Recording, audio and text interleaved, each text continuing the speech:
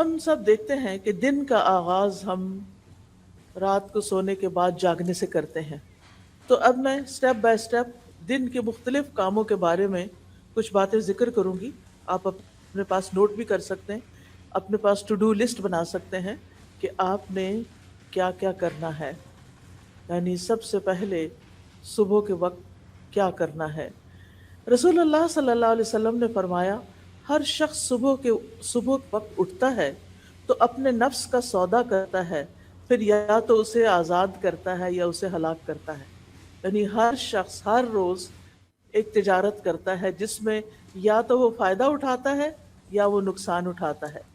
ہر روز ہمیں دن کے 24 آورز مل جاتے ہیں، اور 24/7 یعنی پورے ہفتے میں ہمیں ہر روز 24 آور ملتے ہیں.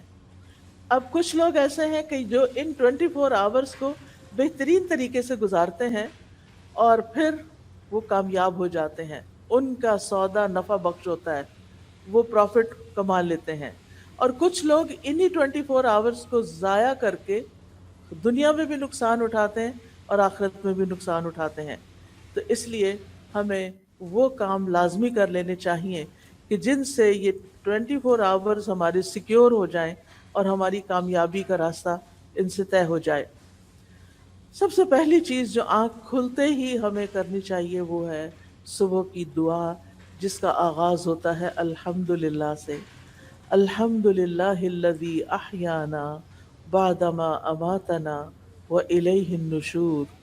سب تعریفیں اس اللہ کے لیے ہیں جس نے ہمیں مرنے کے بعد زندہ کیا اور اسی کی طرف دوبارہ لوٹنا ہے.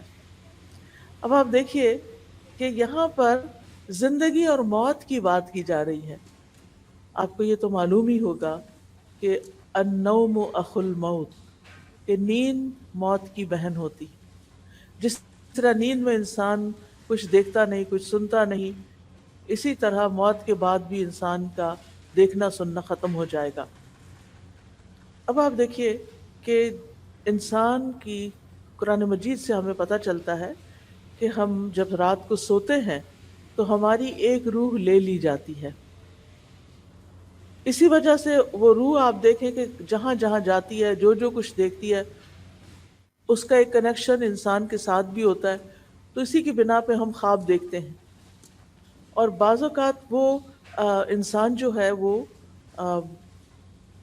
بہت ساری سفر طے کر رہا ہوتا ہے، جو لوگ دنیا سے گزر چکے ہیں ان سے جا کے مل رہا ہوتا ہے. تو یہ دراصل روحوں کی ملاقات ہوتی ہے. پھر جس شخص کو اللہ تعالیٰ زندگی دیتا ہے اس کی روح واپس اس کے جسم میں صبح جاگتے ہی لوٹا دی جاتی ہے، اور جن کی موت نیند کے اندر لکھی ہوتی ہے ان کی روح واپس نہیں آتی. اسی لیے آپ نے ضرور یہ سنا ہوگا کہ فلاں شخص سویا تو پھر اٹھا ہی نہیں، کیونکہ اس کی وہ روح جس پر اس کی زندگی کا دار و مدار تھا وہ اس کو واپس نہیں دی گئی. تو یاد رکھیے ہماری زندگی اور ہماری موت ٹوٹلی اللہ سبحانہ و تعالیٰ کے کنٹرول میں ہے. اس لیے ہر روز جب صبح ہمیں زندگی کا ایک اور دن ملتا ہے تو ہمیں کیا کرنا چاہیے؟ اللہ کا شکر ادا کرنا چاہیے کہ مجھے ایک اور دن مل گیا، اور پھر خوش ہونا چاہیے کہ مجھے اپنی آخرت کی کمائی کے لیے مزید وقت مل گیا ہے. اور یاد رکھیے کہ جب انسان شکر ادا کرتا ہے تو اللہ تعالیٰ کا وعدہ ہے لَإِن شَكَرْتُمْ لَأَزِيدَنَّكُمْ، اگر تم نے شکر ادا کیا تو میں تمہیں اور زیادہ عطا کروں گا. جو بندہ شکر گزار ہوتا ہے، گریٹفل ہوتا ہے، اس کی نعمتوں میں اضافہ ہوتا چلا جاتا ہے. پھر آپ دیکھیے کہ ہم عام طور پر بھی اللہ سبحانہ تعالیٰ کی اللہ کی تعریف کیوں کریں؟ ہم دیکھتے ہیں کہ قرآن مجید سے ہمیں پتہ چلتا ہے کہ کائنات کی ہر چیز اللہ کی تسبیح بیان کر رہی ہے. اگر یہ پہاڑ اور یہ درخت اور یہ پھول اور پھل اور یہ پتے اور یہ تمام چیزیں اللہ کی تسبیح کرتی ہیں تو پھر ہم پیچھے کیوں رہیں؟ ہمیں تو اللہ تعالیٰ نے افضل المخلوقات بنایا ہے، باقی چیزوں کو ہمارے لیے بنایا ہے. اگر آپ کے گھر میں لگا ہوا درخت اللہ کی تسبیح کر رہا ہے اور آپ سو ہی رہے ہیں تو آپ سوچئے کہ پھر اللہ کے نزدیک وہ درخت زیادہ اچھا ہے جو اس کی تعریف کر رہا ہے، یا وہ انسان جو شیطان کے بہکاوے میں آ کے غافل ہو کے نماز کے وقت میں سو رہا ہے۔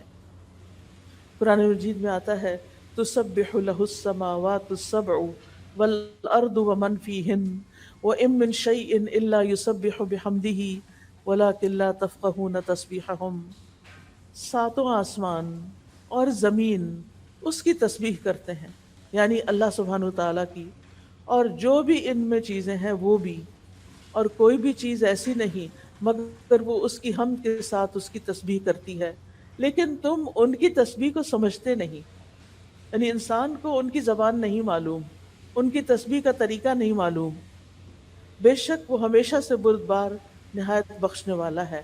یعنی اللہ رب العزت انسانوں کو معاف کر دیتا ہے کہ جس وقت ساری کائنات اللہ کی حمد بیان کر رہی ہوتی ہے، سارے فرشتے اللہ تعالیٰ کی عبادت میں لگے ہوئے ہوتے ہیں، وہاں ایک انسان جس کو اختیار دیا گیا، جس کو اللہ تعالیٰ نے چوائس دے دی ہے، وہ اپنی چوائس سے اللہ کی عبادت کرے تو ساری مخلوق سے افضل ہو جاتا ہے، اور جب وہ اللہ کی دی ہوئی اس آزادی سے فائدہ نہیں اٹھاتا اور اللہ کی نافرمانی کرتا ہے تو ساری مخلوقات سے زیادہ نچلا ہو جاتا ہے۔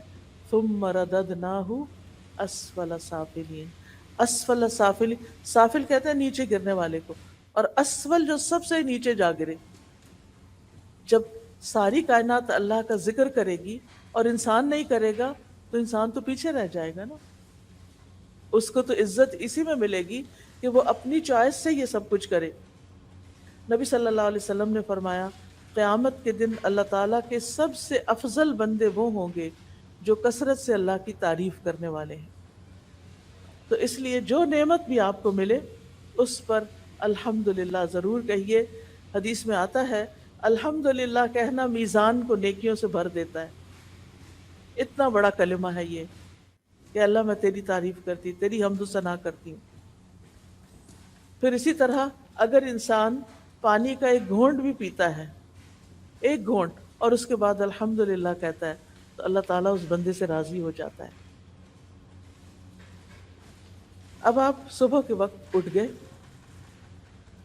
صبح کے وقت اٹھ کر آپ نے دعا پڑھی، زندگی ملنے پر اللہ کا شکر ادا کیا۔ اب اس شکر کا عملی طریقہ کیا ہے کہ آپ نماز فجر ادا کریں۔ تو اٹھنے کے بعد پہلا کام نماز فجر ادا کرنا ہے، کیونکہ سورج نکلنے کے ساتھ ہی نماز فجر کا وقت چلا جاتا ہے، تو اس کو with in time, with in limits ہمیں ادا کرنا ہوتا ہے۔ فجر کی نماز جو ہے یہ عمل کی پہلی بنیاد ہے۔ اس وقت آپ نے ثابت کر دیا کہ آپ اللہ کے بندے ہیں یا اپنے نفس کے بندے ہیں۔ جو نفس کے بندے ہوتے ہیں وہ اپنی مرضی کے کام کرتے ہیں اٹھ کے، اور جو اللہ کے بندے ہوتے ہیں، جو اللہ کی عبادت گزار ہوتے ہیں، وہ پہلا کام کیا کرتے ہیں؟ نماز ادا کرتے ہیں۔ رسول اللہ صلی اللہ علیہ وسلم نے فرمایا اللہ نے بندوں پر 5 نمازیں فرض کی ہیں، جس نے انہیں ادا کیا اور ان کا حق ہلکا سمجھتے ہوئے ان میں سے کچھ کیا، تو اللہ کا اس کے لیے قیامت کے دن کے لیے یہ وعدہ ہے کہ اس کو جنت میں ضرور داخل فرمائے، اور جس نے ان نماز کیا مگر ان کا حق ہلکا سمجھتے ہوئے ان میں سے کچھ ضائع کر دیا تو اللہ کا اس عہد نہیں، وہ چاہے تو عذاب دے اور چاہے تو معاف فرما دے۔ لہٰذا نماز کو معمولی چیز نہیں سمجھنا چاہیے۔ اللہ سبحانہ تعالیٰ صبح کے بعد اور عصر کی نماز کے بعد فرشتوں سے بندوں کا حال پوچھتے ہیں کہ جب تم گئے تھے، یہ تو آپ کو معلوم ہے نا ہمارے دائیں بائیں کرام کاتبین ہیں، 2 فرشتے ہیں، ان کی ڈیوٹی 24 آور کی نہیں ہوتی، ان کی ڈیوٹی 12 آور ہوتی ہے، اور یہ فجر اور اپنی ڈیوٹی تبدیل کر دیتے ہیں۔ جو فجر کے وقت آتے ہیں وہ عصر کے وقت تک ہم نے جو کچھ کیا ہوتا ہے وہ سارا لکھ کر واپس لے جاتے ہیں، اور وہاں سے نیکسٹ فریش فرشتے آ جاتے ہیں جو اگلے وقت کے لیے پوری رات کے لیے ہمارے اعمال لکھتے ہیں، اور پھر وہ فجر کے وقت واپس جاتے ہیں اور نئے فرشتے فجر کے وقت ہمارے پاس آ جاتے ہیں۔ جب یہ واپس جانتے ہیں تو اللہ تعالیٰ خود ان سے پوچھتے ہیں کہ تم نے بندوں کو کس حال میں چھوڑا؟ وہ کہتے ہیں ہم نے اس حال میں چھوڑا کہ وہ نماز پڑھ رہے تھے، اور اس حال میں ان کے پاس پہنچے کہ وہ نماز پڑھ رہے تھے۔ تو جو شخص فجر اور عصر کی نماز کا اہتمام کرتا ہے اس کی ڈیلی رپورٹ اللہ سبحانہ وتعالیٰ کے پاس بہت بہترین جاتی ہے کہ وہ نماز پڑھ رہے تھے۔ پھر قیامت کے دن سب سے پہلا سوال بھی کس کے بارے میں ہوگا؟ نماز کے بارے میں۔ اگر نماز درست ہوئی تو ساری چیزیں ٹھیک ہو جائیں گی، اور اگر نماز درست نہیں تو سارے اعمال میں بگاڑ آ جائے گا۔ صلی اللہ علیہ وسلم نے فرمایا وہ آدمی ہرگز آگ میں نہیں جائے گا جس نے سورج نکلنے سے پہلے، غروب ہونے سے پہلے نماز پڑھی، یعنی فجر اور عصر کی نماز پڑھی۔ اور نماز پڑھنے سے اللہ تعالیٰ بندے کے رزق کا وعدہ بھی کرتے ہیں۔ فرمایا وَأْمُرْ أَهْلَكَ بِالصَّلَاةِ وَاصْطَبِرْ عَلَيْهَا لَا نَسْأَلُكَ رِزْقًا نَحْنُ نَرْزُقُكَ، اور اپنے گھر والوں کو نماز کا حکم دیجئے اور اس پر خوب پاک کاربند رہیے۔ ہم تم سے کسی رزق کا مطالبہ نہیں کرتے، ہم ہی تمہیں رزق دیں گے۔ تو اس سے یہ پتہ چلتا ہے کہ جو شخص اپنی عبادت صحیح طور پر کرتا ہے اللہ سبحانہ وتعالیٰ اس کو تنہا نہیں چھوڑتا۔ نماز سے انسان کے گھر میں برکت آتی ہے، اس لیے خود بھی نماز ادا کرنی چاہیے اور گھر والوں کو بھی اس کا حکم دینا چاہیے۔ فجر کی سنتوں کو کبھی نہ چھوڑیں۔ صلی اللہ علیہ وسلم نے فرمایا فجر سے پہلے کی 2 رکعتیں دنیا اور جو کچھ اس میں ہے اس سے بہتر ہے۔ فجر کی سنتیں بہتر کس سے؟ پوری دنیا سے۔ اگر آپ کو پوری دنیا بھی مل جائے تو بھی وہ کم ہے بنسبت اس کے کہ آپ 2 رکعت نماز سنت ادا کریں، اور اگر سنت کا اتنا بڑا اجر ہے تو پھر فرض کا کیا ہوگا؟ یاد رکھیے فجر کے وقت سنت ہے، فجر کے وقت سونا درست نہیں۔ نبی صلی اللہ علیہ وسلم نے فرمایا ایک آدمی جو رات سے لے کر صبح تک سوتا رہا، آپ اس کے بارے میں فرمایا یہ وہ شخص ہے جس کے کان میں شیطان نے پیشاب کر دیا تھا۔ شیطان بھی ہم نے نہیں دیکھا اور اس کا پیشاب بھی نہیں دیکھا، لیکن نبی صلی اللہ علیہ وسلم نے فرمایا ہے تو بات درست، کیونکہ آپ صادق اور امین تھے۔ یہ بات تو ہم سب جانتے ہیں، سبھی مانتے ہیں۔ مراد اس سے یہ ہے کہ اس شخص کے اوپر خوب نحوست طاری ہوگی، اسی لیے آپ لیٹ اٹھتے ہیں، نماز نہیں ادا کرتے، اللہ کا ذکر نہیں کرتے، آپ کی طبیعت سارا دن بوجھل رہتی ہے۔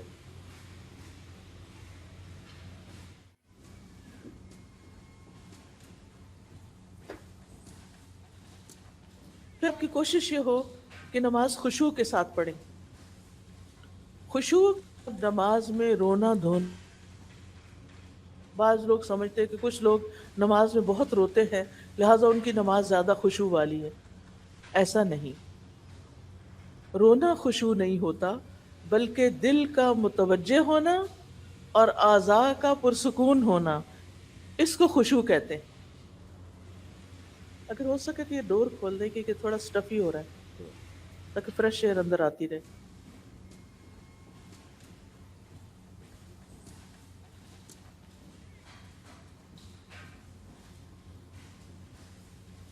خشوع کس کو کہتے ہیں؟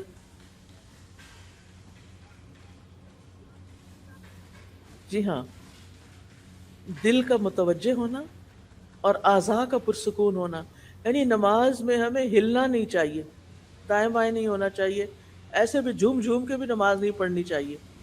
نماز میں سٹل، بالکل ساکت کھڑے ہونا چاہیے کہ اگر کوئی پرندہ بھی آ کے بیٹھ جائے تو وہ بیٹھا رہے کہ یہ شخص شاید یہ کوئی پول ہے یا کچھ اور ہے۔ اور اس بات کا خیال رکھنا کہ میں اللہ کے سامنے کھڑی ہوں، اس سے خشوع آتا ہے۔ بہت سے لوگ یہ کویسچن کرتے ہیں نماز میں کیسے جائیں؟ بس یہ سوچ لیں نماز پڑھنے سے پہلے کہ میں اللہ سبحانہ و تعالیٰ کے سامنے کھڑی ہوں، پھر اپنے رب سے سرگوشیاں کریں، چپکے چپکے باتیں کریں، یعنی نماز کے الفاظ ادا کریں۔ خشوع کے بغیر نماز ایسے ہی ہے جیسے روح کے بغیر جسم۔ خشوع نماز کی روح ہے، اور کامیاب ہونے والے مومنوں کی صفت یہ ہے، قد افلح المؤمنون الذین هم فی صلاتہم خاشعون، یقیناً فلاح پا گئے وہ مومن جو اپنی نمازوں میں خشوع اختیار کرتے ہیں۔ رسول اللہ صلی اللہ علیہ وسلم نے فرمایا، جب کوئی شخص نماز پڑھتا ہے تو وہ اپنے رب تبارک و تعالیٰ سے سرگوشی کرتا ہے، چنانچہ اسے معلوم ہونا چاہیے کہ وہ اپنے رب سے کیا سرگوشی کر رہا ہے۔ لہذا جب آپ نماز میں ہوں تو کھڑے بھی بہت خاموشی، یعنی بہت سکون کے ساتھ کھڑے ہوں، رکوع میں جائیں تو ٹک جائیں پھر کھڑے ہوں، سجدے میں جائیں تو ماتھا اور ناک آپ کا زمین پر ٹک جائے اور تسبیحات پڑھیں، ہر ہڈی اپنے جوڑ پر آ جائے اور پھر آپ سیدھے کھڑے ہوں۔ یعنی یہ نہیں کہ آپ رکوع میں گئے ہیں ایسے جلدی سے نیچے ہوئے پھر کھڑے ہو گئے پھر جلدی سے سجدہ، کئی لوگ تو دونوں سجدے بس ایک ہی دفعہ سر رکھ کے 2 دفعہ مار کے اٹھ جاتے ہیں، یہ تو سجدہ نہیں ہوتا۔ ہم اللہ کے سامنے کھڑے ہیں، نماز میں یہ سوچ ہمارے اوپر چھائی رہے، غالب رہے کہ میں اللہ کے سامنے ہوں، میرا رب مجھے دیکھ رہا ہے، اور اجر کو بھی سامنے رکھے۔ نبی صلی اللہ علیہ وسلم نے فرمایا، تم جب بھی کوئی سجدہ کرتے ہو تو اللہ اس سجدے کی وجہ سے تمہارا ایک درجہ بڑھا دیتا ہے، ہر سجدے کی وجہ سے ایک درجہ بڑھ جاتا ہے، اور اسی کے ذریعے تمہاری ایک خطا بھی مٹا دیتا ہے۔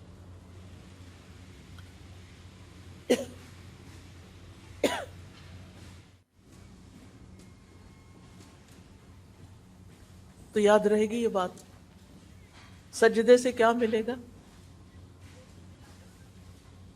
سجدے سے کیا ملے گا؟ ایک درجہ بلندی، یعنی پہلے جنت میں جہاں مقام تھا اس سے اوپر ہو گئے، اوپر اوپر اوپر۔ اور کیا ملتا ہے؟ ایک خطا مٹ جاتی، ایک غلطی صاف ہو جاتی۔ نماز کے بعد فوراً مصلی سے نہیں اٹھے، بیٹھے رہیں، ذکر اذکار کریں۔ کیوں؟ اس لیے کہ اس کا بہت بڑا اجر ہے۔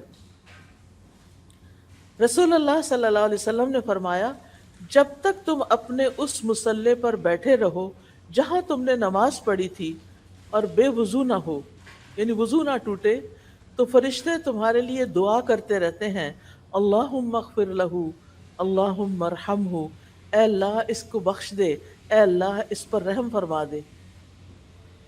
تو کیا کرنا چاہیے پھر؟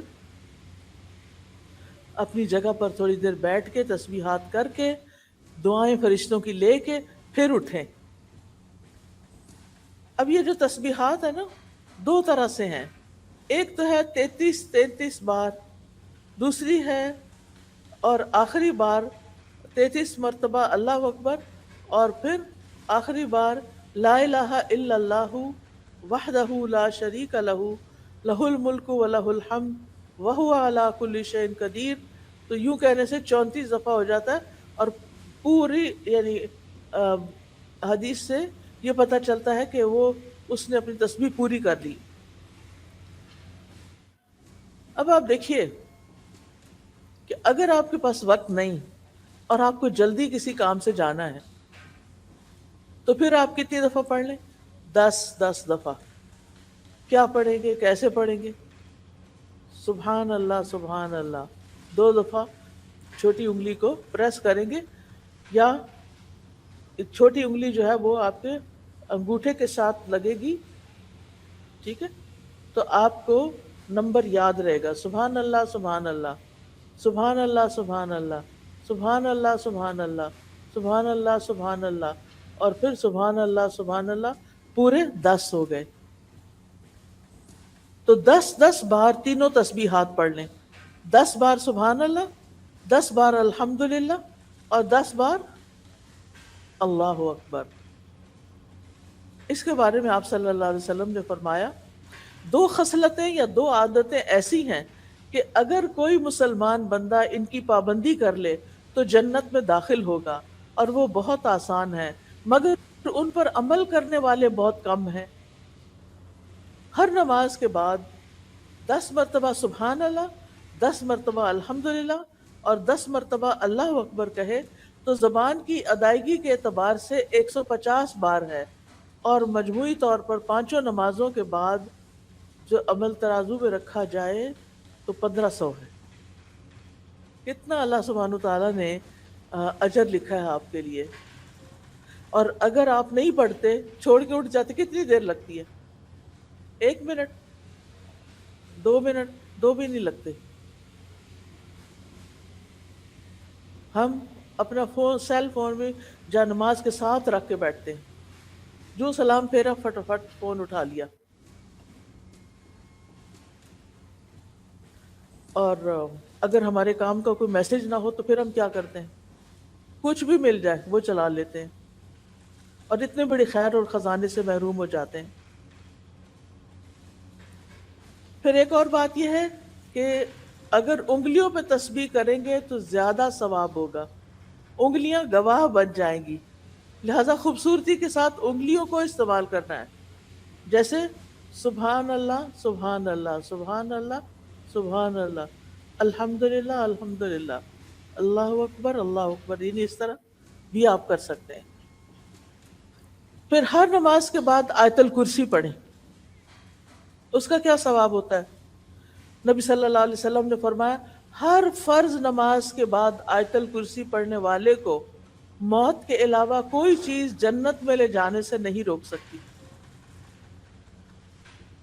یعنی دنیا میں رہتے ہوئے تو آپ جنت میں نہیں جا سکتے، مرنے کے بعد بھی جنت میں وہ جائے گا جو اللہ کا پسندیدہ ہوگا، اور جو اللہ کا پسندیدہ ہے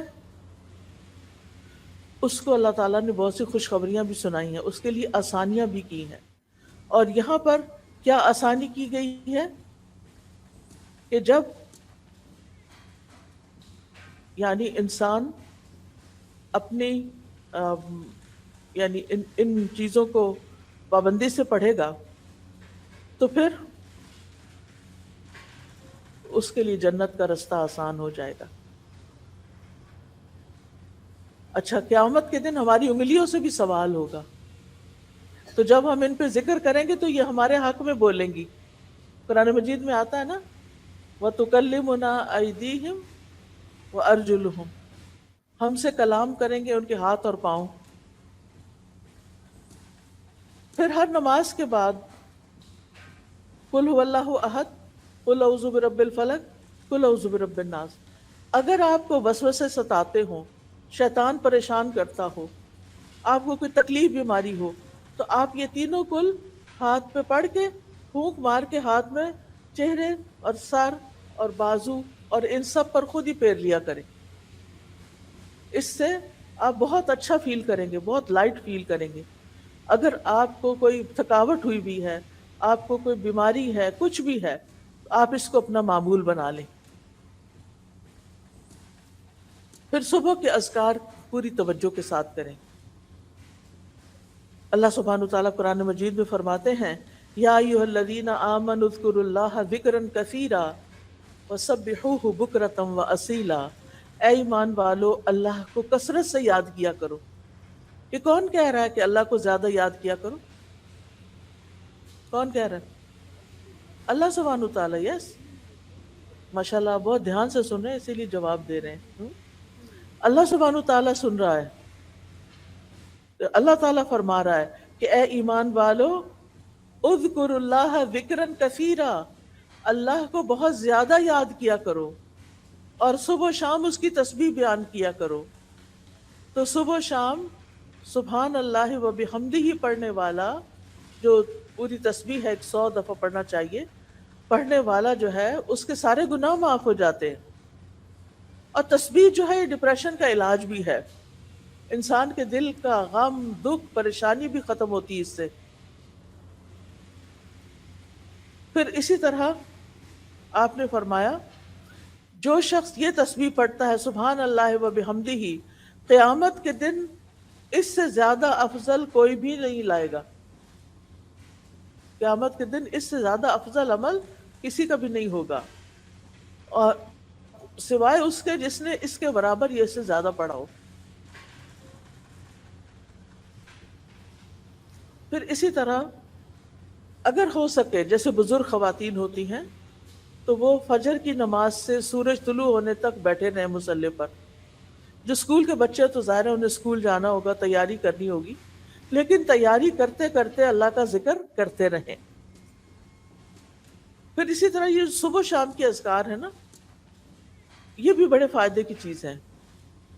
صبح شام کے اذکار کے بارے میں شیخ ابن عثیمین کہتے ہیں کہ صبح شام کے اذکار اپنے پڑھنے والوں کے لیے اس قدر وسیع، عظیم فوائد اور برکتوں پر مشتمل ہے کہ اس کا احاطہ نہیں کیا جا سکتا، اس کو بیان نہیں کیا جا سکتا. صبح و شام کے اذکار دل اور روح کی غذا ہے. دل میں سکینت ہوتی ہے، اطمینان ہوتا ہے، راحت اور مسرت حاصل ہوتی ہے. پھر اسی طرح یہ اذکار دنیا اور آخرت میں سلامت رہنے کا ذریعہ ہے. جو شخص یہ اذکار پڑھے گا وہ سلامت رہے گا. پھر یہ خیر و برکت کا دروازہ کھولنے والے کلمات ہیں. پھر اسی طرح جو شخص صبح کے وقت ان کو پڑھ لیتا ہے اس کے لیے خیر و برکت کا دروازہ کھل جاتا ہے.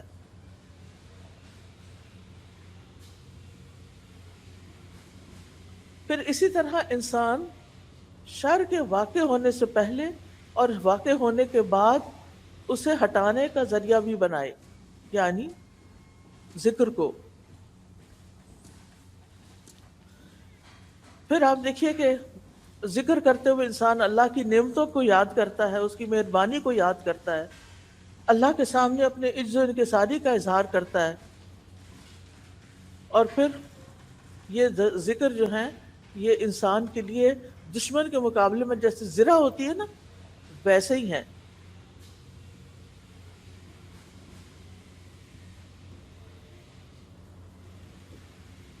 صبح شام کے اذکار کے بعد آپ قرآن مجید کھولیں، چاہے ایک صفحہ پڑھیں چاہے آدھا صفحہ پڑھیں، کیونکہ قرآن مجید میں آتا ہے ان قرآن الفجری کان مشہودا، کہ فجر کے وقت کا قرآن اس میں فرشتے حاضر ہوتے ہیں. ہر ایک اپنی اپنی سہولت کے مطابق قرآن مجید کا کچھ حصہ ضرور پڑھیں. قرآن غموں کا علاج ہے، سکون کا ذریعہ ہے. قرآن کی تلاوت سے اجر ملتا ہے، ایک حرف کے نتیجے میں کیا ملتا ہے؟ 10 نیکیاں. اور پھر کہتے ہیں کہ الف لام میم یہ بھی حروف ہیں، یہ بھی قرآن کے حروف ہیں. صرف یہ کہنے سے الف لام میم کتنی نیکیاں مل جاتی ہیں؟ جی ہاں، 30 نیکیاں.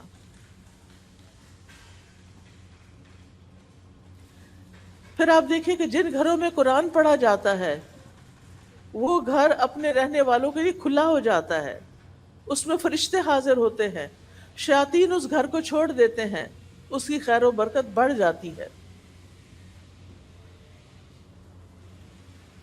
پھر اسی طرح اگر وقت ہو تو اسکول جانے سے پہلے آپ تھوڑا سا ترجمے سے قرآن ضرور پڑھ لیں. آپ کو معلوم ہے کہ میں نے اسلامک یعنی دینی تعلیم جو ہے باقاعدہ کسی مدرسے میں داخل ہو کر نہیں لی، لیکن ان کے مدرسوں میں جو کتابیں پڑھائی جاتی ہیں ان میں سے بہت سی کتابیں میں نے اپنے والد سے پڑھی. اور ہمارا یہ پڑھنے کا اسٹڈی ٹائم کون سا ہوتا تھا؟ فجر کی نماز کے بعد.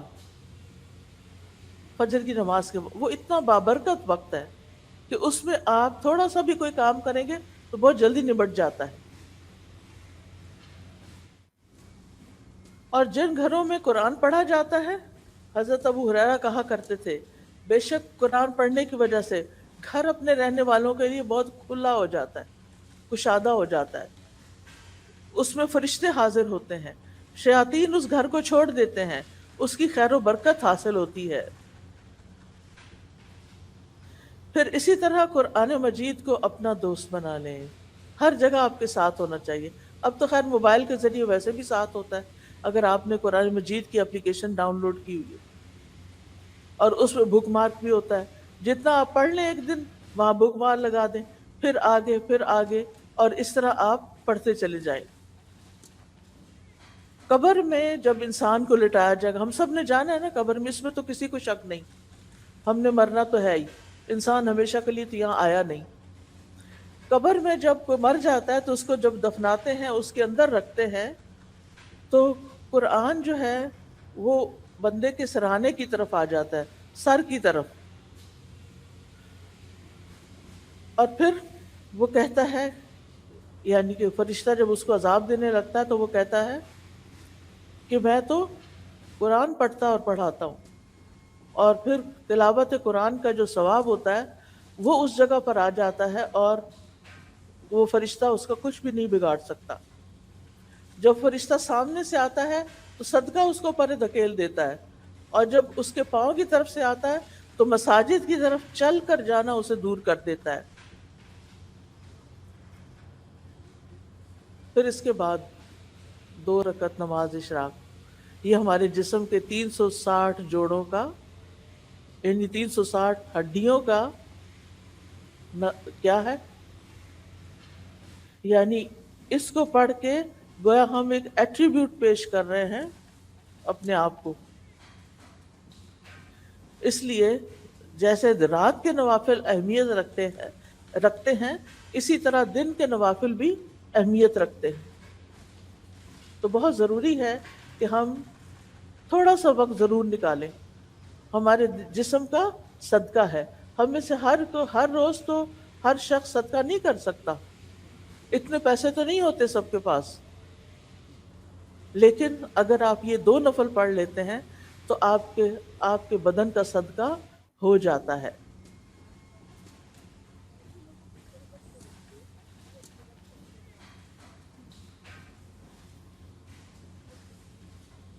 پھر اس کے بعد یہ کہ ہم میں سے ہر ایک کو، چاہے وہ اسکول میں جاتا ہے یا نہیں، زندگی کے ہر موڑ پر کیا کرنا چاہیے؟ اپنے لیے علم نافع میں اضافہ کرنا چاہیے۔ اچھی اچھی کتابیں پڑھیں، ماشاءاللہ آپ اسکول کالجز میں جاتے ہیں، آپ کے پاس لائبریریز ہیں، آپ لائبریریز سے اچھی اچھی کتابیں نکلوائیں اور ان کا مطالعہ کریں۔ نبی صلی اللہ علیہ وسلم فجر کی نماز کے بعد سلام پھیرتے تھے تو یہ دعا کرتے تھے، اللہم انی اسألک علما نافعا وعملا ورزقا طیبا وعملا متقبلا، اور پاکیزہ رزق، طیب رزق اور عمل قبول ہونے والا یہ نصیب کر۔ تو علم نافع کیا ہے؟ علم نافع وہ نفع مند علم ہے جس سے انسان کی دنیا بھی سنورتی ہے اور آخرت بھی۔ لہٰذا اسکول کالج میں جو بھی آپ چیزیں ایسی پڑھ رہی ہیں جو آپ کو آئندہ زندگی میں کام آنے والی ہیں، تو وہ علم نافع ہے۔ پھر اس میں دینی علوم بھی آ جاتے ہیں، دنیاوی علوم بھی آ جاتے ہیں،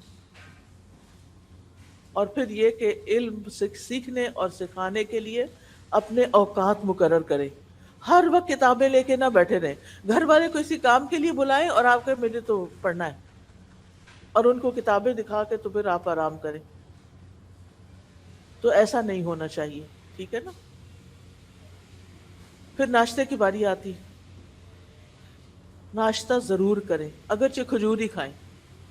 بہت سے بچے اسکول میں بھوکے چل پڑتے ہیں اور پھر کینٹین پہ آ کر جیسی تیسی چیزیں کھا لیتے ہیں، بس پیٹ بھر لیتے ہیں۔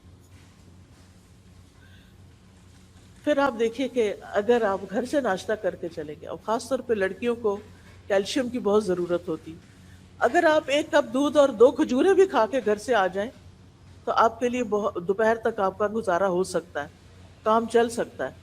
لیکن اس سے جو دونوں چیزوں سے آپ کو انرجی ملے گی، آپ کی قوت میں اور زیادہ اضافہ ہوگا۔ نبی صلی اللہ علیہ وسلم نے فرمایا، دودھ کے علاوہ کوئی چیز ایسی نہیں جو کھانے اور پینے دونوں سے کفایت کرے، یعنی دودھ کو کھا بھی سکتے اور پی بھی سکتے۔ آپ نے دیکھا ہوگا نا کہ وہ جم جاتا ہے، بعضوں کا دودھ دہی بن جاتا ہے، تو اس کو کھا لیں اور دودھ کو پی لیں۔ پھر آپ دیکھیے کہ کھانے سے پہلے کیا کریں، کوئی بتائے گا؟ آپ میں سے کوئی بتائے گا؟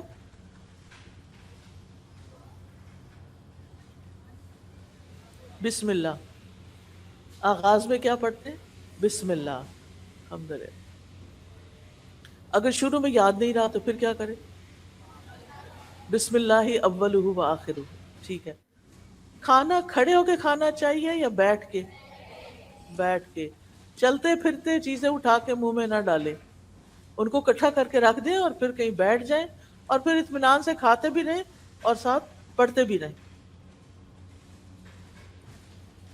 پھر دائیں ہاتھ سے کھانا چاہیے یا بائیں ہاتھ سے؟ دائیں ہاتھ سے۔ ہر لقمہ اور ہر گھونٹ لے کر کیا پڑھنا چاہیے؟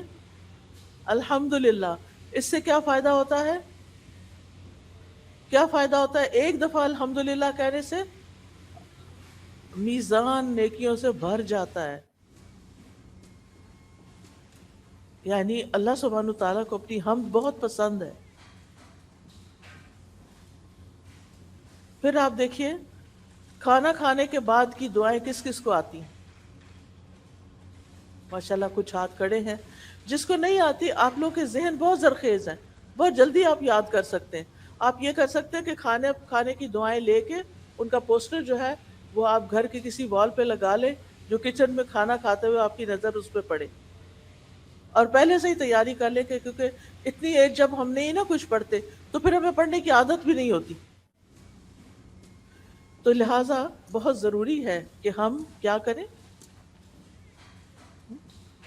دعا پڑھیں۔ جو شخص یہ دعا پڑھے، الحمد للہ الذی اطعمنی ھذا ورزقنیہ من غیر حول منی ولا قوہ، اس کے پچھلے گناہ معاف کر دیے جاتے ہیں۔ سبحان اللہ، یعنی اللہ تعالیٰ ہمیں کھلا رہا ہے، پلا رہا ہے، اور ہم ایک اس کا شکر ادا کر دیتے ہیں کہ اللہ آپ نے مجھے کھانا دیا، آپ کا رزق ہے، میری کوئی قوت اور طاقت نہیں تھی اس کو لانے میں، تو اللہ تعالیٰ اس کے گناہ معاف فرما دیتے ہیں۔ پھر اسی طرح صبح صبح ایک نیت کرے، اور وہ کیا ہے؟ حیاتی کلہ للہ، میری ساری زندگی میرے رب کے لیے، اللہ کے لیے ہے۔ کیا مطلب ہے اس کا؟ کہ میں وہ کام کروں گی جن سے میرا رب راضی ہوگا، اور ان چیزوں کو چھوڑ دوں گی جن سے میرا رب ناراض ہوتا ہے۔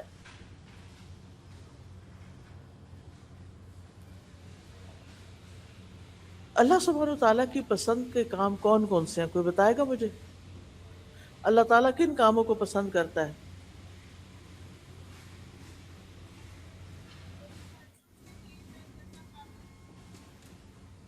اور ہمیں تو ٹپس پہ پتہ ہونا چاہیے، ایک دو تین چار پانچ، جلدی جلدی جلدی۔ ہوں، ٹھیک ہے، شاباش، ٹھیک ہے، بالکل۔ اور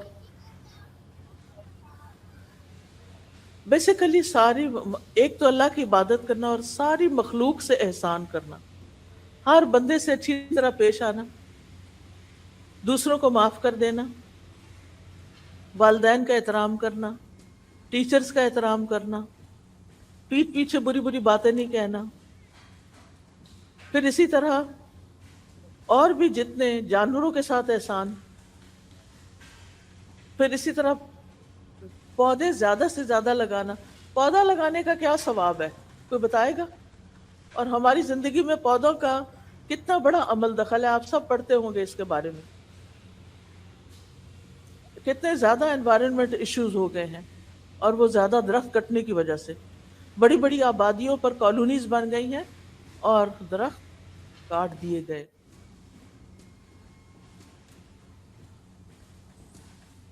تو اللہ سبحانہ تعالیٰ کے لیے ہم اپنی زندگی کو خالص کریں کہ اللہ میری زندگی آپ کے لیے، اور پھر ہم ایمان کے ساتھ خوبصورت بنیں۔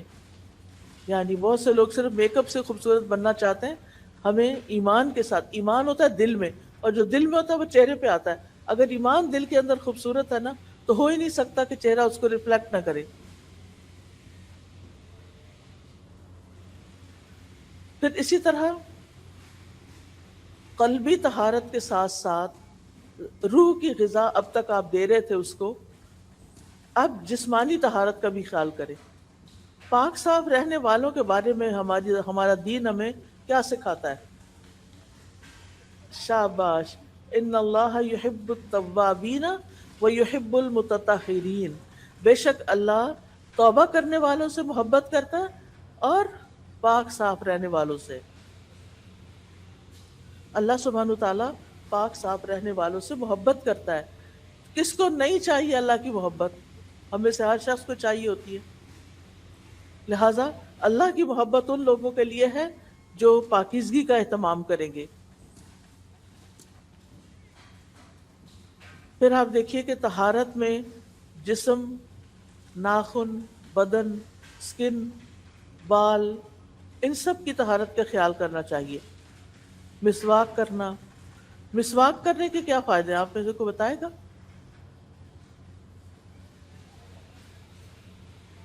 جی کوئی ایک شخص بتائے۔ جی رب کی منہ کی پاکیزگی اور رب کی خوشنودی حاصل ہوتی ہے۔ شابش۔ پھر اس کے بعد آپ دیکھیں کہ نبی صلی اللہ علیہ وسلم تو اتنی کثرت سے مسواک کرتے تھے کہ دن یا رات میں جب بھی سو کر اٹھتے تھے تو وضو سے پہلے آپ مسواک کیا کرتے تھے۔ وضو سے بھی پہلے مسواک۔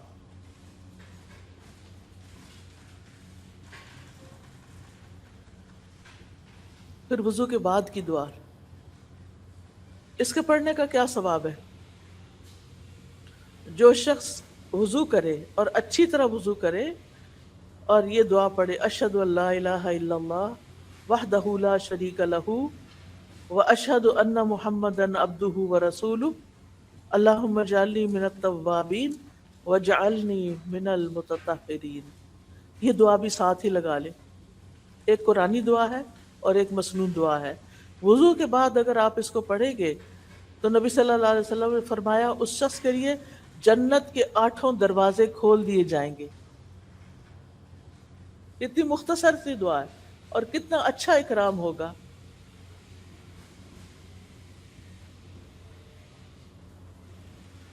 پھر اذان اگر سنتے ہیں تو اذان کا جواب دینا ہے، اور اذان کا جواب دے کر دعائیں بہت زیادہ قبول ہوتی ہیں۔ یعنی اگر آپ اذان سنتے ہیں اور کسی ایک، کیونکہ ہمارے ملک میں کیا ہوتا ہے ایک وقت میں سارے شروع ہو جاتے ہیں، پھر ایک کی بھی سمجھ نہیں آتی بعض اوقات تو، لیکن جو ایک سمجھ آ جائے اس کو سن کر آپ جواب دے دیں تو پھر ہر اذان جو ہو رہی ہے اس کا جواب دینے کی ضرورت نہیں رہتی۔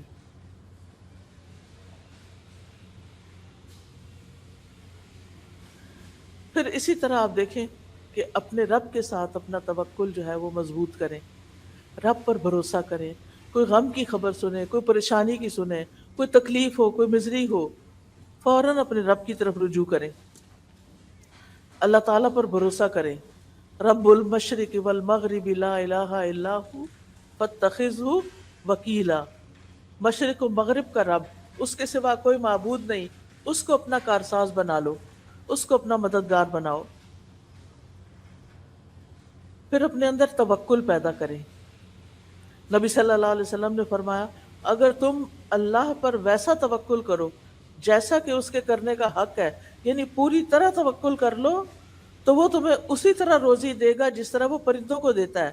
صبح کو وہ بھوکے پیٹ اٹھتے ہیں اور شام کو پیٹ بھر کے جاتے ہیں، یعنی اللہ سبحانہ تعالیٰ انہیں ہر نعمت عطا کر دیتا ہے۔ پھر اسی طرح ہر طرح کے حالات میں پر امید رہیں، ہر طرح کے حالات میں پر امید رہنا، مایوس نہیں ہونا۔ مایوسی کیا ہوتی ہے؟ جی جی ہاں، تو مشکل معاملہ بھی آ جائے تو آپ یہ سمجھیں کہ اللہ تعالیٰ کے بس میں ہے اس کو حل کرنا۔ پھر اپنا کام کاج شروع کریں، چاہے گھر میں کچن میں کام کرنا ہے یا کوئی اور کام کرنا ہے، ساتھ ساتھ غور و فکر جاری رکھے۔ اور اس سلسلے میں خصوصی طور پر قرآن مجید کو نہیں بھولیں۔ قرآن مجید کے بارے میں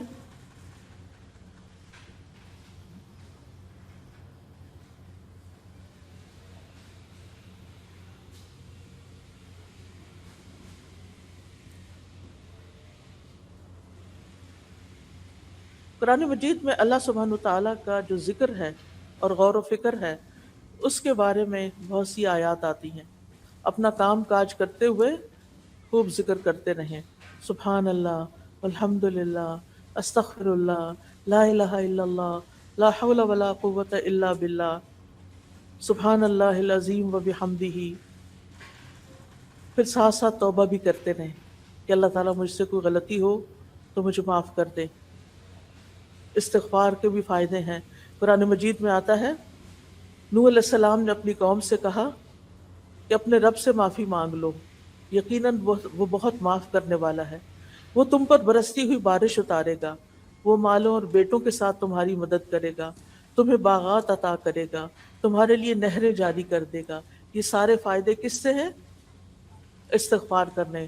استغفر اللہ، استغفر. ویسے تو استغفار کے کئی صیغے ہیں، لیکن کم از کم اگر ہم استغفر اللہ بھی کہتے رہیں، اللہم اغفر لی بھی کہتے رہیں، اللہ مجھے بخش دے بھی کہتے رہیں، تو انشاءاللہ اس کے بہت سے فائدے آپ کو حاصل ہوں گے. پھر ایک اور بات یہ کہ وقت کا بہتر سے بہتر استعمال کریں.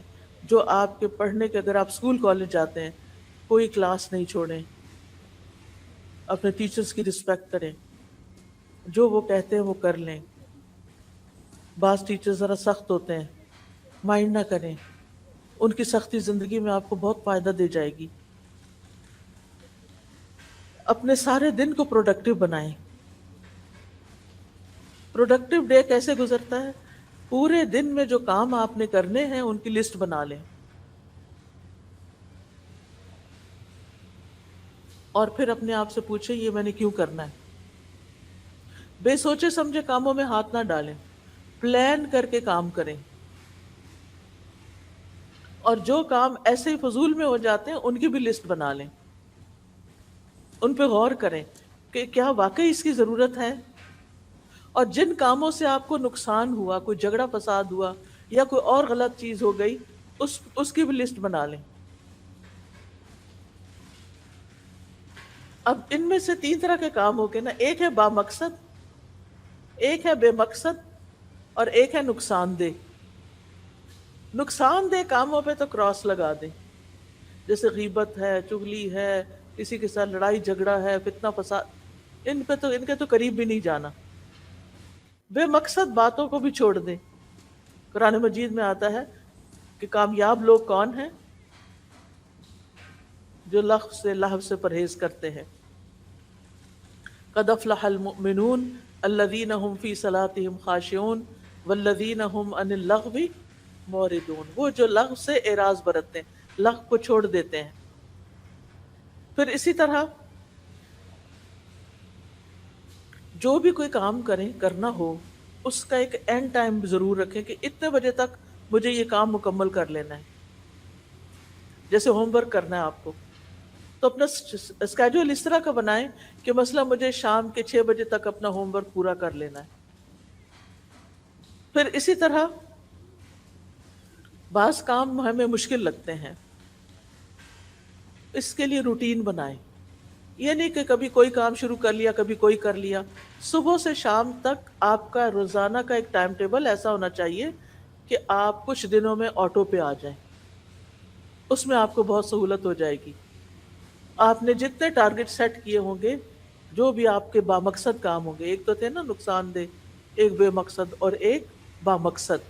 تو جو بامقصد کام ہیں ان کی آپ کے سامنے لسٹ ہوگی، لہٰذا وہ آپ ان کی روٹین بنا لیں، ان کی عادات پختہ کر لیں کہ یہ چیزیں مجھے اپنی زندگی میں لازماً لے کر آنی ہیں. پھر کچھ چیزیں ہمارے نفس پہ بڑی بھاری ہوتی ہیں، تو اپنے نفس کا تزکیہ بھی کرتے رہیں. یعنی اپنے اندر کی صفائی کرنا بے حد ضروری ہوتا ہے. آپ دیکھیں کہ ہم اگر ظاہر میں بھی اگر نہائیں نہ اور میلے کپڑے پہن کر ان کے اوپر پرفیوم چھڑک لیں تو کیا ہوگا؟ کسی کو خوشبو نہیں آئے گی. لہٰذا بہت ضروری ہے کہ ہم اگر خوشبو لگانی ہے تو پہلے نہائیں. تزکیہ جو ہے یہ عربی کا لفظ ہے جس کے دو کمپوننٹس ہوتے ہیں، ایک تخلیہ اور ایک تحلیہ. تخلیہ خا کے ساتھ ہے، تحلیہ ہا کے ساتھ ہے. تخلیہ کہتے ہیں خالی کرنا، یعنی اپنے اندر سے وہ چیزیں نکال کے اس کو خالی کر لے جو آپ کو پنچ کر رہی ہیں، تکلیف دے رہی ہیں، بادر کر رہی ہیں، جو آپ کی بے چینی کا سبب بنتی ہیں، اضطراب کا سبب بنتی ہیں، ان سب کو باہر نکالیں. بدگمانیاں، حسد، نفرت، بغض اور اس طرح کی ساری چیزیں. اور تحلیہ کہتے ہیں، حلیہ عربی میں کہتے ہیں زیور کو، آرنامنٹ. یعنی اپنے آپ کو کیا کریں؟ سجائیں. پھر اپنے اوپر خوبصورت چیزیں رکھیں بھی، پہنے بھی ان کو. یعنی اچھی عادات اپنائیں بھی. خراب عادتیں نکالتے جائیں زندگی سے اور اچھی عادتیں ڈالتے جائیں. صرف ظاہر میں نہیں بلکہ دل کے اندر بھی. اللہ تعالیٰ فرماتے ہیں وَلَٰكِنْ حَبَّبَ إِلَيْكُمُ الْإِيمَانَ وَزَيَّنَهُ فِي قُلُوبِكُمْ. اللہ نے تمہارے لیے ایمان کو محبوب بنا دیا اور اسے تمہارے دلوں میں سجا دیا.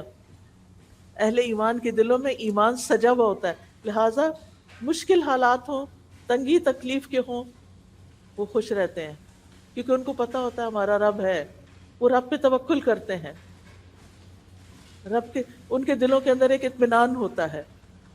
وہ کسی کے ساتھ خار نہیں رکھتے، کسی کے ساتھ دشمنی نہیں رکھتے، کسی کے ساتھ کوئی لڑائی نہیں رکھتے، جس کی وجہ سے ان کے دلوں کے اندر ایک عجب طرح کا سرور اور اطمینان اور خوشی ہوتی ہے.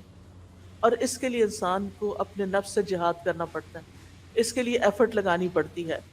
قرآن مجید میں آتا ہے قد افلح من تزکا، وہ تو کامیاب ہو گیا جس نے پاکیزگی اختیار کر لی. ایک اور جگہ آتا ہے قد افلح من زکاہا، وہ کامیاب ہو گیا جس نے کو پاک کر لیا. پھر آپ دیکھیں دن کی 5 نمازوں کی آپ نے حفاظت کرنی ہے.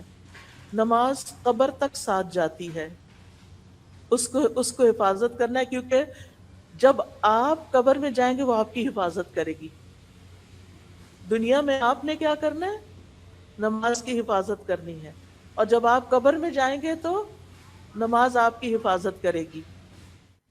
جب عذاب آنے لگتا ہے نا قبر میں تو نماز آ جاتی ہے، ایک طرف سر کی طرف قرآن آ جاتا ہے، ایک طرف نماز آ جاتی ہے، ایک طرف روزہ صدقہ خیرات پاؤں کی طرف آ جاتا ہے، اور بندے کو اپنی لپیٹ میں لے لیتے ہیں اور ہر طرح کے عذاب کو پیچھے دھکیل دیتے ہیں. پھر اسی طرح نماز صرف فرض نہ پڑھیں، سنت بھی پڑھا کریں. پھر آپ دیکھیے کہ ہر کام جو بھی آپ کام کر رہے ہیں نا دن بھر میں، عادت سمجھ کر کریں، ملے گا. کیا آپ کی والدہ آپ سے پانی کا گلاس مانگتی ہیں اور آپ ان کو پانی پلا، بہت ثواب ملے گا. اس لیے جب امی بلائیں فوراً اٹھ کر جائیں، آپ عبادت کر رہے ہیں. جب اللہ تعالیٰ بلائیں تو نماز کی طرف جائیں، آپ کیا کر رہے ہیں؟ عبادت کر رہے ہیں. اگر چھوٹا بھائی رو رہا ہے اور اس کو آپ سے کوئی کام ہے تو کیا کریں؟ اس کی بات سنیں، کیوں رو رہے ہیں؟ امی مصروف ہیں، وہ اس کو بہلا نہیں سکتی، آپ اس کو اٹھا لیں، آپ اس کو بہلا لیں، آپ اس کا خیال رکھیں. یہ بھی عبادت ہے.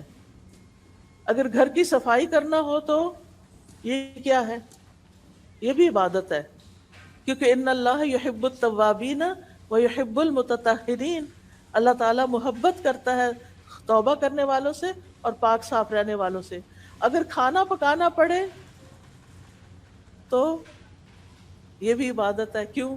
کیونکہ بھوکے کو کھانا کھلانا جنت میں جانے والے جام سے، یہ عبادت ہے، جنت میں لے جانے والا کام ہے. ہمارا دین اتنا خوبصورت ہے کہ 24/7 جتنے بھی آپ کام اچھے اچھے کریں گے وہ سب عبادت ہے، وہ سب آپ کے اعمال نامے میں جمع ہو رہا ہے. اور پھر آپ دیکھیں یہ نہ کہا کریں وہ فلاں بہن بھی تو نہیں کرتی میں کیوں کروں. یہ نہیں کہنا آپ نے. وہ بھائی نہیں کرتا میں کیوں کروں. نہیں، نیکیوں میں ایک دوسرے سے آگے نکلیں. وہ نہیں کرتا نہ کرے، مجھے کرنا ہے، میں جا رہی ہوں کرنے. دوسرے سے پہل کریں اور نیکی کے ہر کام میں کچھ نہ کچھ حصہ ڈالیں. حضرت ابو ہریرہ کہتے ہیں کہ رسول اللہ صلی اللہ علیہ وسلم نے فرمایا آج تم میں سے کس نے روزہ رکھا ہے؟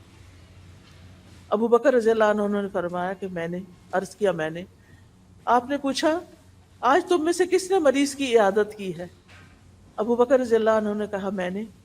آپ نے فرمایا آج تم میں سے کس نے جنازے میں شرکت کی ہے؟ ابو بکر رضی اللہ عنہ نے کہا میں نے۔ آپ نے پوچھا آج تم میں سے کس نے مسکین کو کھانا کھلایا؟ ابو بکر رضی اللہ عنہ نے کہا میں نے۔ اس پر نبی صلی اللہ علیہ وسلم نے فرمایا جب کسی شخص کے لیے ایک ہی دن میں یہ ساری خصلتیں جمع ہو جائیں وہ جنت میں ضرور داخل ہوگا۔ بلی کو آنے دیجیے گا، گھبرائیے گا نہیں، چیخنا نہیں، کوئی بات نہیں، وہ بھی ڈری ہوئی ہے نا، یہ بھی عبادت ہے۔ بلی کو وہ چلی گئی، بس اب نجات پا گئی بیچاری۔ اس کو خوف سے بچانا بھی کیا ہے؟ عبادت ہے۔ یہ بھی عبادت کی آپ نے کہ آپ نے اس کو ڈانٹا نہیں، جھڑکا نہیں، چیخے نہیں، نہ وہ گھبرائے نہ آپ گھبرائے۔ وہ بیچاری کیا کر سکتی؟ آپ بڑے ہیں کہ بلی بڑی؟ کچھ لڑکیاں چھپکلی کو دیکھ کے چیخے مارنے لگتی، وہ چھپکلی بڑی ہے کہ آپ بڑے؟ کاکروچ بڑا ہے یا آپ بڑے؟ تو ایسی چیزوں کو دیکھ بہادر بنے، یعنی ہمیں بہادر رہنا چاہیے۔ پھر آپ دیکھیے کہ جہاں اچھے اچھے کام کرنے نا آپ نے، وہاں اللہ کی نافرمانی سے بھی بچنا ہے۔ کئی دفعہ غلط عادتیں پڑ جاتی ہیں، جیسے سیل فون پر، لیپ ٹاپ پر فضول فحش چیزیں دیکھنا، آنکھوں کا بھی گناہ ہوتا ہے۔ کانوں سے ایسے میوزک سنتے ہیں، اس کا بھی گناہ ہوتا ہے۔ لہٰذا کیا کرنا ہے؟ ایسی چیزوں کو چھوڑ دینا ہے، نفس سے جہاد کرنا ہے۔ اور گناہوں کو انسان اسی وقت چھوڑ سکتا ہے جب اس کے سامنے جہنم ہوتا ہے کہ مجھے جہنم میں نہیں جانا، میں نے آگ میں نہیں جانا۔ پھر جس انسان سے بھی ملیں سلام میں پہل کریں، مسکرا کے ملیں، آپ اچھے اخلاق والے ہوں گے۔ اور جن کا اخلاق اچھا ہے وہ میزان میں جب نیکیاں تولی جائیں گی تو سب سے بھاری نیکیاں اخلاق کی ہوں گی۔ سب سے بڑا حق آپ کے والدین کا آپ پر ہے۔ والدین کو خوش کریں، ان کو حق کریں، ان کی پیشانی چومیں، ان کا ہاتھ پکڑ کے کس کریں۔ آج آپ سب نے گھر جا کر کیا کرنا ہے؟ اپنی امی کو حق کرنا ہے، جا کے السلام علیکم گلے ملے جا کے۔ آج میں ایک لیکچر سن کے آئی ہوں، یہ میری عبادت ہے، اور ان کو ناراض نہیں کرنا۔ اللہ کی عبادت کے بعد والدین کے ساتھ نیکی جو ہے وہ بہت بڑے نیکی کے کام ہو۔ اللہ تعالیٰ کئی بار قرآن مجید میں اللہ کی عبادت کے بعد والدین کے ساتھ اچھے سلوک کا حکم دیتے ہیں۔ وہ انہوں نے سب سے زیادہ ہمارے لیے قربانیاں کی ہوتی ہیں۔ تکلیف اٹھا کے پیٹ میں رکھا، تکلیف اٹھا کے جنم دیا، تکلیف اٹھا کے دودھ پلایا، تکلیف اٹھا کے نیپیاں صاف کی، تکلیف اٹھا کے نہلایا دھلایا کھلایا پلایا، تکلیف اٹھا کے اسکول بھیجا، مشکل سے پیسے کمائے اور فیسیں دی۔ ان کے بہت احسان ہے ہم پر، اور ہم بڑے ہو کے کہتے ہیں آپ نے ہمارے لیے کیا کیا؟ کچھ نہیں کیا، سب کچھ انہوں نے ہی تو کیا ہے۔ اور کون کرتا ہے ہمارے لیے؟ جو ماں باپ کرتے ہیں۔ اور اگر وہ زندہ نہیں ہیں، دنیا سے جا چکے ہیں، ان کا آپ پر حق ہے کہ ان کو آپ روزانہ دعاؤں میں یاد رکھیں۔ ہر نماز کے اندر والدین کے لیے دعا کرنا نہ بھولیں۔ جو ربی جلنی پڑھتے ہیں تو وہ تو کہتے ہیں ربنا اغفر لی ولوالدی وللمؤمنین یوم یقوم الحساب۔ اس کے بعد یہ دعا بھی شامل کر لیں، رب ارحمہما کما ربیانی صغیرا۔ پھر آپ دیکھیں سارے انسانوں کے لیے خیر کا باعث بنے، بائسز ختم کر دیں، یہ فلاں ہے، یہ فلاں ہے، یہ ایسا ہے، یہ ویسا نہیں۔ ہمیں اپنی ذات سے ہر ایک کو فائدہ پہنچانا چاہیے۔ اگر کوئی اچھا نہیں بھی تو وہ اپنا خود ذمہ دار ہے اپنے عمل کا۔ ہمیں سب کے ساتھ اچھا سلوک کرنا چاہیے۔ پھر اگر کوئی مانگنے والا آپ سے کچھ مانگ لے تو کیا کرنا چاہیے؟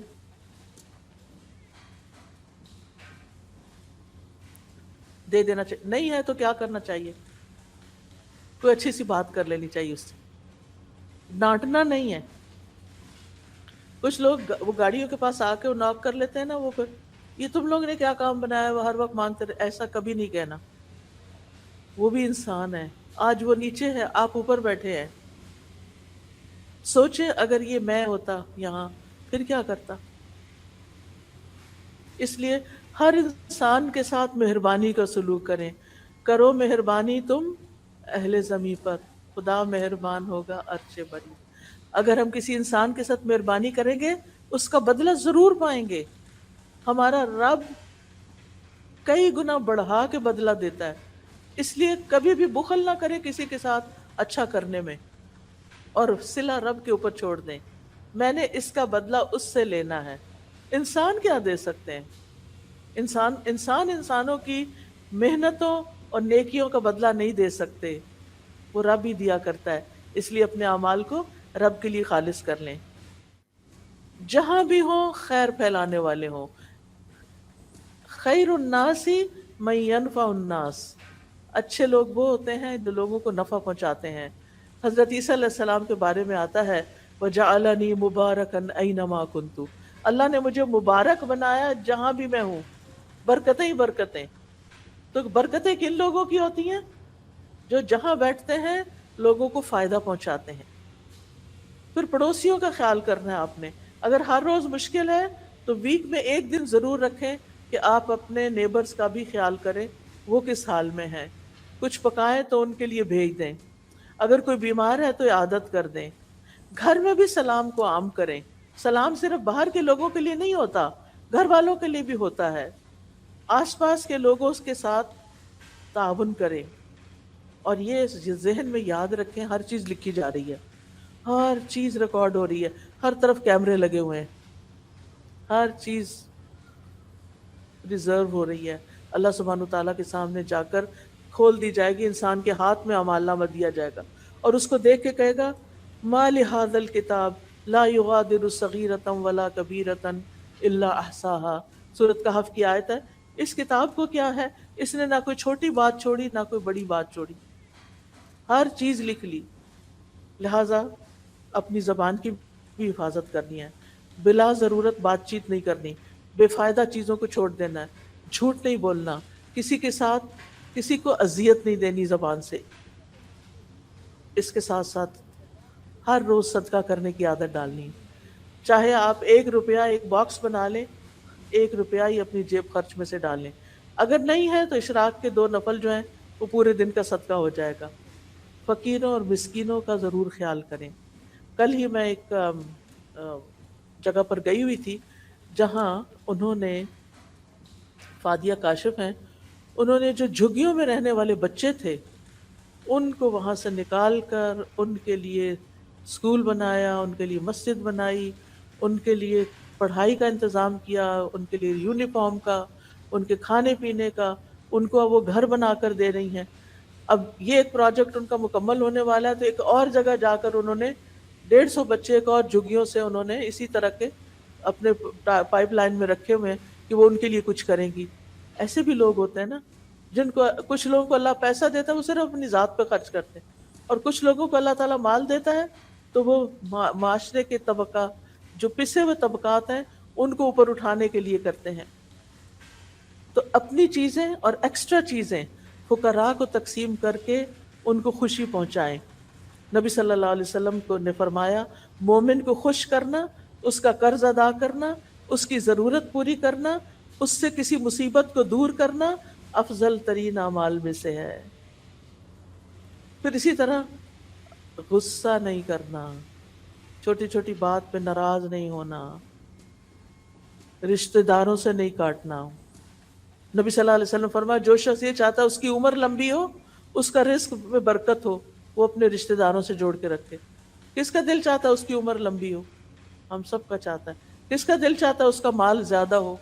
ہم سب کا چاہتا ہے۔ تو کیا کرنا ہے؟ اپنے رشتہ داروں سے، اور ابتدا کرنی ہے والدین سے، بہن بھائیوں سے، پھر خالہ، ماموں، چچا، ان کے بچے، ان سب سے اچھا سلوک کرنا ہے۔ عید ہو، ویکینڈز ہوں، خاص خاص موقع ہوں، ان کو گھر بلا لیں یا ان کے پاس چلے جائیں یا فون کر لیں یا میسج کر دیں، لیکن ان سے ان کا حال چال پوچھتے رہیں۔ پھر اسی طرح دوسروں کو معاف کرنے والے بنیں۔ فاصفح الصفح الجمیل، درگزر کرو، خوبصورت طریقے سے درگزر کرنا۔